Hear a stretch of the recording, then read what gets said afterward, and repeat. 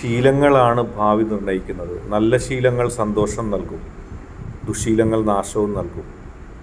നല്ലത് ചെയ്താൽ പിന്നീട് നമുക്ക് ദുഃഖം ഉണ്ടാകില്ല. ഭയപ്പെടേണ്ട, സമാധാനപരമായിട്ട് ജീവിക്കാൻ കഴിയും.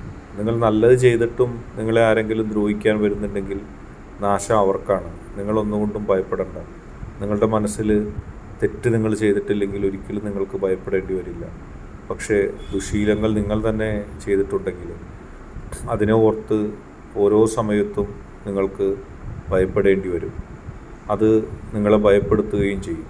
പക്ഷെ നല്ലത് ചെയ്തവരും മോശം പ്രവൃത്തി ചെയ്തവരും തമ്മിലുള്ള വ്യത്യാസം വളരെ വ്യത്യസ്തമാണ്. നല്ലത് ചെയ്തവർ എപ്പോഴും സന്തോഷിച്ച് മനസ്സമാധാനത്തോടെ ഇരിക്കാൻ സാധിക്കുന്നു. നിങ്ങൾ ചെയ്ത ദുശീലം അല്ലെങ്കിൽ ദുഷ്പ്രവൃത്തി അത് നിങ്ങളെ തേടി ഒരിക്കൽ വരും. അന്ന് ലോകത്തിൻ്റെ മുമ്പിൽ നിങ്ങൾ നാണം കെടുകയും ചെയ്യും.